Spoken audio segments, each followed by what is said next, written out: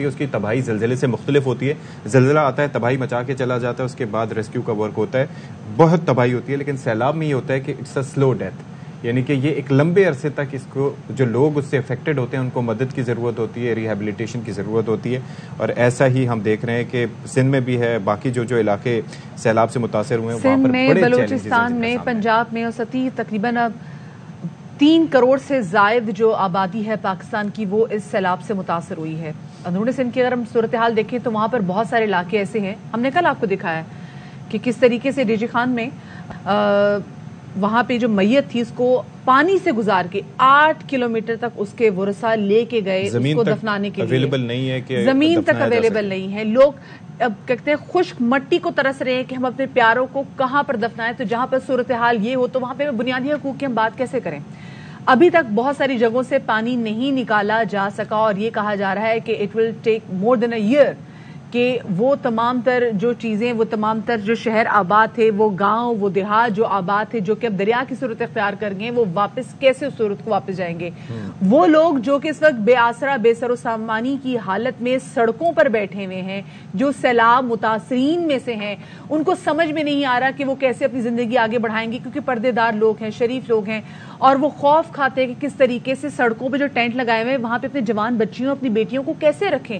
حیدرآباد میں آپ کے سامنے ہم دیکھا تھا کہ بہت سارے تو لوگ ایسے تھے ستی آگے کہ جو لوگ اپنی بچیوں کو, اپنی بیٹیوں کو ان گھروں سے جن میں تقریباً 5 فٹ پانی تھا وہ لے کے نہیں آئے تھے. انہوں نے کہا نہیں, ہماری غیرت یہ گوارا نہیں کرتے کہ ہم اپنی بچیوں کو لے کر آئیں باہر. ایسے واقعات بھی رونما ہوئے ہیں جس میں بچے وہاں سے غائب ہوئے ہیں. اور سردی بھی بہت ہے, اب موسمی جو بخار, نزلہ, زکام, یہ ساری چیزیں آ رہی ہیں, اس کے بعد نمونیا اور یہ ساری چیزیں فالو کریں گی. اگر ہم نے خیال نہیں رکھا, اگر ہم نے یہ موسمی بیماریاں پھیلنے کے بعد بھی ان کو علاج کی سہولت نہیں دی اور ساتھ ساتھ ان کو جو ہے وہ گرم کپڑے پرووائڈ نہ کیے, تو اس ساری صورتحال پہ بات کر لیتے ہیں. ہمارے ساتھ موجود ہیں bureau chief Lala Asad Pathan. Thank you so much for being with us. Lala, یہ ایک ایسا مسئلہ ہے جس کے اوپر آپ بھی ہائی لائٹ کرتے رہیں, اور یہ چیلنجز آج سے نہیں ہیں, یہ بقرعید آنے کے بعد سے, یعنی کہ جولائی سے یہ سلسلہ شروع ہو گیا تھا اور ابھی تک یہ رکنے کا, کوئی تھمنے کا, ان کی مشکلات کم نہیں ہو رہی. سب سے زیادہ جو خراب صورتحال ہے اگر ہم بات کریں تو کن علاقوں میں ہے سندھ کے؟ دیکھیں جی, سیلاب سے سب سے زیادہ جو متاثر ہوا تھا وہ تو بیسکلی سندھ ہوا تھا, اور اس کے بعد پھر بلوچستان, اور پھر جو ہے وہ آپ کا پنجاب کا جو سرائکی بیلٹ ہے اس کا کچھ حصہ متاثر ہوا تھا. مگر آپ کو یاد ہوگا کہ یو این کے WHO اور یو این کی طرف سے ایک رپورٹ جاری ہوئی تھی سیلاب کی جب صورتحال شروع ہوئی تھی اس زمانے میں, کہ 73,000 کے قریب خواتین جو ہے, حاملہ خواتین اس پورے جو 3.5 کروڑ لوگ افیکٹی ہیں ان میں وہ بھی شامل ہیں, اور ان کی جو ڈیلیوریز کی ٹائم تھا وہ یہی ٹائم تھا, 40 کی تو بالکل ایگزیکٹلی قریب تھی, اسی منتھ تھی, انہی منتھ میں. تو یہ سارے انہی ٹائموں کی ڈیلیوریز ہیں جو ابھی تک اس ماہ میں بھی آخری ان کی ڈیلیوریز ہو رہی ہیں. میرا سوال گورنمنٹ سے یہ ہے, فیڈرل گورنمنٹ سے یہ ہے, پروونشل گورنمنٹ سے یہ ہے کہ جو حاملہ خواتین تھیں, ان کے جو نومولود بچے ہیں, ان کے لیے کیا بندوبست کیا گیا ہے؟ کیا جن مچھروں میں جو سردی کا موسم میں اب جو مچھر ہیں, کیا وہ اس مچھروں کی اس سقط کو, اس تکلیف کو بچے برداشت کر پائیں گے جو سڑکوں پر ہیں, جو پانیوں کے قریب رہ رہے ہیں, جو ملیریا, جو مختلف قسم کی بیماریاں ہیں, ان کا وہ سقط برداشت کر پائیں گے؟ یعنی آنے والی ایک پوری کی پوری نسل جو ہے وہ اسٹیک پر لگی ہوئی ہے, اور ہمارے حکمران جو ہیں وہ حکومتیں بچانے میں لگے ہوئے ہیں, اپنے اقتدار کے تحفظ کے لیے. لالا, میں تو ان بچوں کی زندگیوں کے والے سوچتی تھی کہ ہمارے اپنے بچے جو کہ ایک محفوظ انوائرمنٹ میں ہیں, جو 4 دیواری میں موجود ہیں, ان کو بخار ہو جائے تو ہمارے ہاتھ پاؤں پھول جاتے ہیں کہ چھوٹے بچے کیا کریں گے. میں تو کچھ دیر کے لیے ان ماؤں کا سوچتی تو مجھے یہ سمجھ میں نہیں آتی کہ پہلے تو یہ مائیں جن کو وہ تمام تر خوراک ہی میسر نہیں ہے جو ان کو ہونی چاہیے, جو ایک ماں کو ہونی چاہیے, جو کہ اپنی گود میں ایک بچہ جو ہے وہ آلریڈی لے کے چل رہی ہے, اور اس کے بعد بچہ پیدا ہونے کے بعد بھی اس کی اتنی ہی, اس سے کہیں زیادہ کیئر کی ضرورت ہوتی ہے.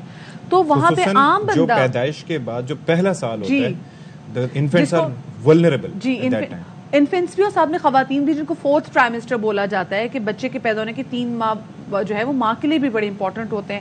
تو میں یہ حیران ہوں کہ یہ کس طریقے سے لوگ مینج کر رہے ہوں گے, یہ لوگ کس طرح سے باہر بیٹھے ہوں گے, یہ ان بچوں کے اور ماؤں کے آگے تو جو ٹراما ہے یہ کس طرح سے اس کو آگے لے کے چلیں گے؟ دیکھیں, ابھی تو تکلیف دہ بات یہ ہے کہ جو خیمہ بستیاں تھیں ان کو ختم کیا جا رہا ہے, اور ہاں جی, اور سندھ گورنمنٹ کی طرف سے اور فیڈرل گورنمنٹ کی طرف سے جہاں جن علاقوں میں جو خیمہ بستیاں لگائی گئی تھی ان کو ختم کیا جا رہا ہے. جو لوگ بیٹھے ہوئے تھے, وہ کہہ رہے ہیں کہ جی ابھی آپ کے علاقوں سے پانی نکل گیا ہے, آپ اپنے علاقوں میں واپس چلے جائیں. اچھا, مگر بہت سارے دیکھیں, اس میں کوئی شک نہیں ہے کہ تقریباً 50% کے قریب جو ہے علاقوں سے پانی نکل چکا ہے, باقی 30-40%. اچھا, پانی جو نکل چکا ہے لالا, تو آپ نے ظاہر ایسیس بھی کیا ہوگا, وہاں پہ زمین کی کنڈیشن کیا ہے؟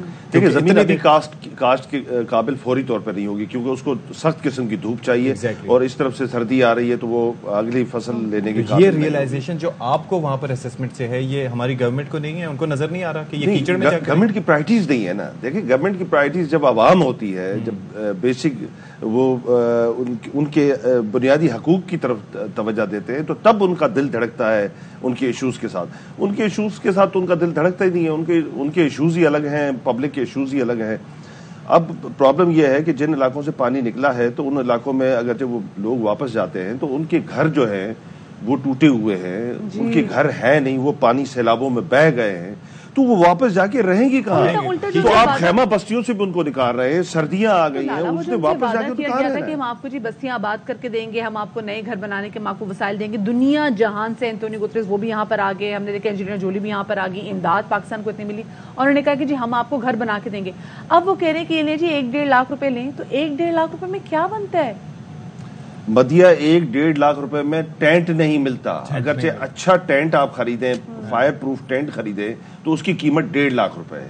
اور چھوٹا والا ٹینٹ, بڑا والا ٹینٹ نہیں. اگر بڑا خاندان ہے تو بڑے ہی خاندان ہے. جی جی بالکل.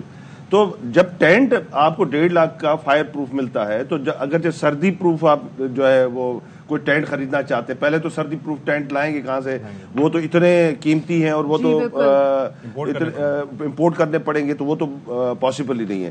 اب 1.5 لاکھ روپے میں جہاں پر 12,000 روپے 1,000 اینٹ کی قیمت 12,000 روپے ہو, سیمنٹ کی بوری کتنے کی, سیمنٹ کی بوری 1,500 روپے کی ہو, وہاں پر آپ کس طرح تصور کر سکتے ہیں کہ 1.5 لاکھ روپے میں آپ ایک کمرہ بھی بنا پائیں گے؟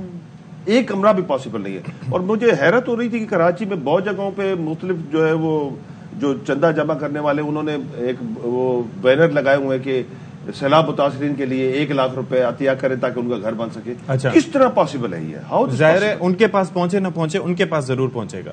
یہ ہو سکتا ہے کترا کر کے سمندر بنے گا, اور پھر ایک اچھا گھر کہیں نہ کہیں 1 یا 2 اچھے گھر بن جائیں گے. یہ ایسے ہی ہے, اس طرح ہی ہو سکتا ہے. اب کیا کیا جائے, مطلب اس سلسلے میں کیا ہو سکتا ہے, آپ کو کیا وے آؤٹ نظر آ رہا ہے؟ کہ دیکھیں شہباز شریف صاحب نے بارہا آ کر مختلف جگہوں پہ جو دورے کیے, سندھ میں, بلوچستان میں اور پنجاب کے متاثرہ علاقوں میں, انہوں نے کہا کہ آپ کو میں یقین دلاتا ہوں کہ فیڈرل گورنمنٹ اور صوبائی حکومتیں آپ کو مل کر آپ کے گھر بنا کے آپ کو دیں گی, آپ کی پوری ریہیبلیٹیشن ہوگی, آپ کی فصلوں کے حساب سے آپ کو پیسے ملیں گے, آپ کے جو ڈیمیجز ہوئے ہیں ان کے حساب سے آپ کو اکوموڈیٹ کیا جائے گا.